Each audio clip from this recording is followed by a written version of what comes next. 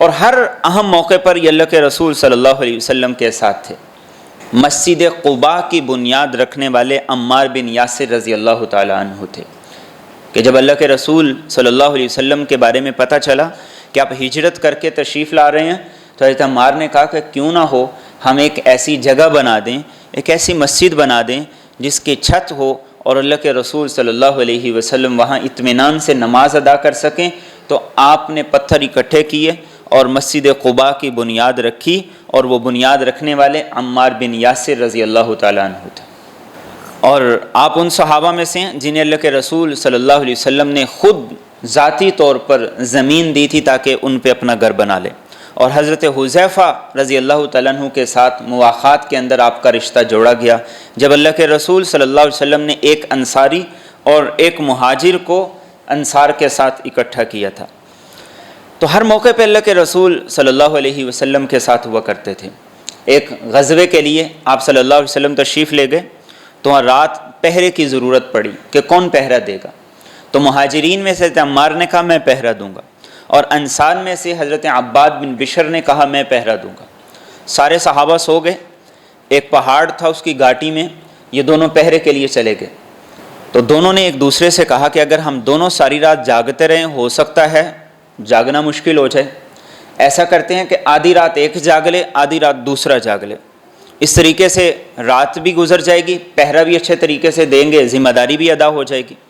تو حضرت عمار نے کہا ٹھیک ہے، پہلی آدھی رات میں سوتا ہوں، آپ جاگتے رہے۔ تو عباد بن بشر نے کہا اب جاگ تو رہا ہوں، فارغ تو ہوں ہی، تو فارغ بیٹھ کے بھی کیا کرنا ہے، نماز ہی پڑھ لیتا ہوں۔ انہوں نے نماز شروع کی، اور نماز شروع کی تو ایک مشرک نے دیکھا کہ ایک ہی آدمی ہے جو پہرے پہ کھڑا ہے، اگر اس کو گرا دیں تو باقی لشکر پہ حملہ کرنا آسان ہو جائے۔ اس نے ایک تیر مارا جو ان کے پیٹ میں آ کے لگا، انہوں نے نماز نہیں چھوڑی، تیر نکالا پھینک دیا، نماز پھر جاری۔ اس نے دوسرا تیر مارا تو انہوں نے دوسرا تیر بھی نکال کے پھینک دیا، کوئی پرواہ نہیں کی، خون رسنے لگا لیکن نماز نہیں چھوڑی۔ اس نے تیسرا تیر جب اس نے مارا، حضرت عباد نے جلدی جلدی نماز مکمل کی اور عمار بن یاسر کو اٹھایا۔ حضرت عمار کہنے لگے تم مجھے پہلے اٹھا دیتے، پہلے کیوں نہیں اٹھایا؟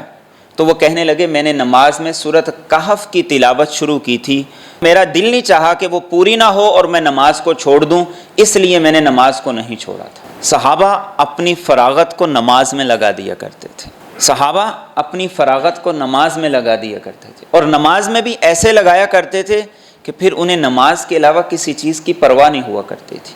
آج ہم نماز کو چھوڑ کے اور کاموں کے اندر لگ جاتے ہیں۔ آج ہم یہ کہتے ہیں کہ میں بور ہو رہا ہوں، مجھے سمجھ نہیں آ رہا میں کیا کروں، اور پھر ان کی نماز بھی ایسی نماز نہیں ہوتی تھی کہ دوڑتے ہوئے آئے اور بھاگتے ہوئے نماز پڑھ کے نکل گئے۔ سورۃ کہف کی تلاوت وہ اپنی نماز کے اندر کر رہے تھے۔ آج ہم غور کریں اپنی نمازوں پہ، ہر نماز کے اندر ہم 2-3 سورتیں پڑھتے ہیں، 40 سال سے وہی پڑھتے چلے آ رہے ہیں۔ پہلی رکعت میں بھی قل هو اللہ، دوسری میں بھی، تیسری میں بھی، چوتھی میں بھی، پہلی میں بھی انا اعطیناک الکوثر، دوسری میں بھی، تیسری میں بھی، چوتھی میں بھی۔ گاڑیوں کے ماڈل ہمیں یاد ہیں، گاڑیوں کے فنکشن کا پتہ ہے، بچے کو پتہ ہے کون سی گاڑی کیا ماڈل ہے، کون سی گاڑی کے کیا فنکشن ہیں، کون سی گاڑی کس کمپنی کی ہے، کون سی گاڑی کی کیا قیمت ہے، نئی کی کیا قیمت ہے، پرانی کی کیا قیمت ہے، کس کی کیا خامی ہے، کس کی کیا خرابی ہے، کس کی ری سیل کیسی ہے، کس کی کیسی نہیں، بچے کو پتہ ہے، ہر ایک کو پتہ ہے۔ یہ ساری چیزیں یاد ہیں، کیوں یاد ہیں؟ اس لیے کہ وہ ہماری ترجیحات ہیں، اس لیے یاد ہیں کہ ہمارا اٹھنا بیٹھنا بولنا بات چیت کرنا سارے کا سارا اس کے بارے میں، اور یہ دوسرے کام کیوں نہیں ہیں؟ اس لیے ہماری ترجیحات میں ہی شامل نہیں ہیں، ہماری روزمرہ کی زندگی میں ہی شامل نہیں، اس لیے وہ چیزیں ہماری زندگی میں نہیں۔ تو عمار پہرے پر تھے،